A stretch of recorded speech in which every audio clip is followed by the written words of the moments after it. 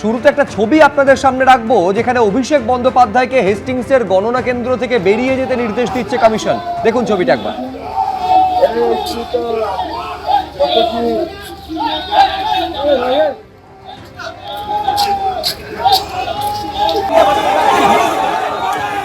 আমি আরো বিস্তারিত এই নিয়ে জানবো, সরাসরি কথা বলবো রুমা পাল আমাদের প্রতিনিধির সঙ্গে।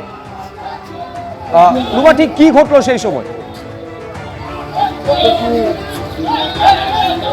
দেখো, জানিয়ে রাখি যে বেশ কিছুক্ষণ আগেই অভিষেক বন্দ্যোপাধ্যায় হেস্টিংসে গিয়েছিলেন এবং দেখা যায় যে তার সাথে নিরাপত্তা রক্ষী ছিল এবং অবশ্যই তিনি প্রার্থী নন।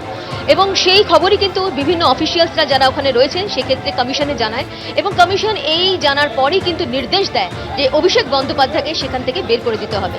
অর্থাৎ কমিশনের বক্তব্য, অভিষেক বন্দ্যোপাধ্যায় নিরাপত্তা রক্ষী নিয়ে গেছেন এবং অন্যদিকে তিনি প্রার্থী নন, সেই কারণে তিনি থাকতে পারবেন না ওখানে কাউন্টিং সেন্টারে এবং সেই কারণে কিন্তু তাকে একদম সেখান থেকে বের করে দেওয়ার নির্দেশ দেওয়া হয়। অন্যদিকে আরেকটা বিষয় ছিল যে শাখাবাতে যখন মমতা বন্দ্যোপাধ্যায় গিয়েছিলেন এখানে কিন্তু তিনি নিরাপত্তারক্ষী বাইরে রেখে গিয়েছিলেন, এটাও একটা আলাদা চিত্র। কিন্তু দেখা যায় যে শাখাবাতে যখন গিয়েছিলেন মমতা বন্দ্যোপাধ্যায় এবং অন্যদিকে কিন্তু শুভেন্দু অধিকারীও রয়েছেন, দুজন হাড্ডাহাড্ডি লড়াই হচ্ছে, দুজন একদম হেভি ওয়েট প্রার্থী, সেখানে দেখা যায় দুজনের হাতেই কিন্তু মোবাইল ফোন।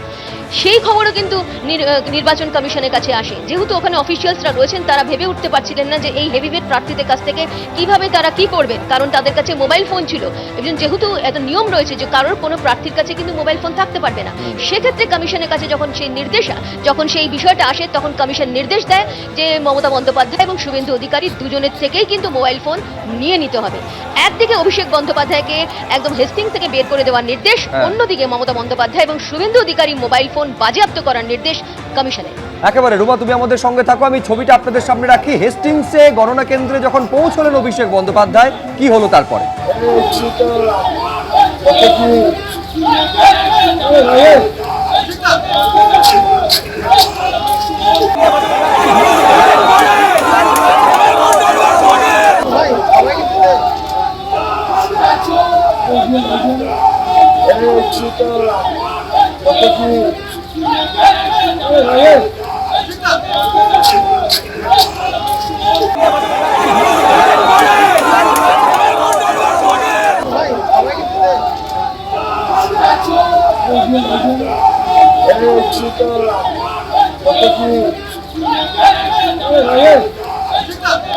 অভিষেক বন্দ্যোপাধ্যায়কে গণনা কেন্দ্র থেকে বেরিয়ে যেতে নির্দেশ দিল নির্বাচন কমিশন। হেস্টিংসে যেখানে কাউন্টিং সেন্টার অর্থাৎ ভোট গণনা কেন্দ্র রয়েছে সেখান থেকে বের করে দেওয়ার নির্দেশ দেওয়া হয়েছে কমিশনের তরফে। আমি আরো বিস্তারিতভাবে জানবো, আমাদের আরেক প্রতিনিধি পার্থ প্রতিম ঘোষ এই মুহূর্তে আমাদের সঙ্গে রয়েছেন। পার্থ, অভিষেক বন্দ্যোপাধ্যায়কে স্পষ্ট নির্দেশ দিল নির্বাচন কমিশন গণনা কেন্দ্র ছেড়ে চলে যাওয়ার জন্য, বেরিয়ে যাওয়ার জন্য, তারপর কি হলো? দেখো, অভিষেক বন্দ্যোপাধ্যায়কে একেবারে গণনা কেন্দ্র ছেড়ে বেরিয়ে যাওয়ার জন্য যে নির্দেশ দেওয়া হয় তার পরবর্তীকালে গণনা কেন্দ্র থেকে অভিষেক বন্দ্যোপাধ্যায়কে বেরিয়ে আসতে দেখতে পাওয়া যায়। এবং যখন অভিষেক বন্দ্যোপাধ্যায় গণনা কেন্দ্র থেকে বেরিয়ে আসছিলেন তখন জানো যে সেখানে কিন্তু বিভিন্ন বিধানসভা কেন্দ্রে যেহেতু গণনা হচ্ছে সেখান থেকে একাধিকের যে কাউন্টিং এজেন্টরা ছিলেন, বিজেপি প্রার্থীর এজেন্টরা ছিলেন এবং তারা কিন্তু অভিষেক বন্দ্যোপাধ্যায়কে দেখে ক্ষিপ্ত হয়ে ওঠেন। অভিষেক বন্দ্যোপাধ্যায় যখন বেরোচ্ছিলেন সেই সময় অভিষেক বন্দ্যোপাধ্যায়কে ঘিরে একেবারে চোর চোর স্লোগান পর্যন্ত দেয় তারা এবং তার পরবর্তীকালে অভিষেক বন্দ্যোপাধ্যায় বাইরে বেরিয়ে আসেন এবং এই ক্ষেত্রে কিন্তু একটা পরিস্থিতি, একটা উত্তেজনা পরিস্থিতি তৈরি হয় হেস্টিংসে এবং অভিষেক বন্দ্যোপাধ্যায় আজকে গিয়ে পৌঁছেছিলেন এই কাউন্টিং হলে এবং নির্বাচন কমিশনের তরফ থেকে বলা হয় যেহেতু অভিষেক বন্দ্যোপাধ্যায় কোনো প্রার্থী নয় তাহলে তিনি কেন গেছেন কাউন্টিং সেন্টারের মধ্যে এবং সেটাকে কেন্দ্র করে অভিষেক বন্দ্যোপাধ্যায়কে বেরিয়ে যাওয়ার জন্য নির্দেশ দেওয়া হয়। অভিষেক বন্দ্যোপাধ্যায় যখন বেরোন তাকে ঘিরে কিন্তু স্লোগান দিয়ে দেখতে পাওয়া যায়, চোর চোর স্লোগান দিতে দেখা যায়। একেবারে সেখানে উপস্থিত বিজেপির যারা এজেন্টরা ছিলেন, কর্মী সমর্থকেরা বাইরেও অনেকে ছিলেন তাদেরকে। ধন্যবাদ পার্থ।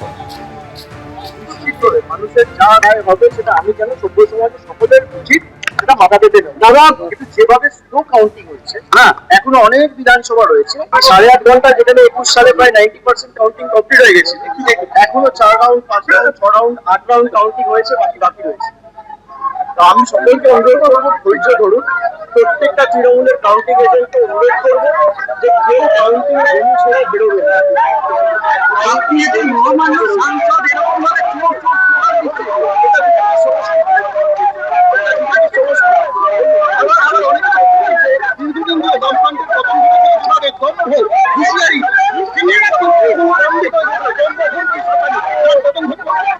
মানুষেরা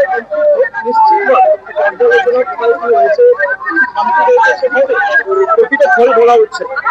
বর্ধমানের ব্যক্তিরা মুখ করে খবর পেয়েছে তৃণমূল জিতে গেছে, সেখানে আবার রিকাউন্টিং করানো হচ্ছে। কল্যাণীতে এরকম একটা মেশিন রয়েছে, 17C কলেজের সাথে কন্ট্রোল নিয়েছে। তার মানে আপনি বলতে চাইছেন এই যে স্লো গণনা চলছে, এটা কি একটা উদ্দেশ্য প্রণোদিত ব্যাপার? সেটা মানুষ ঠিক করবে। দরকার হলে আমাদের আরো অপেক্ষা করতে হবে। এবিপি আনন্দ, এগিয়ে থাকে, এগিয়ে রাখে।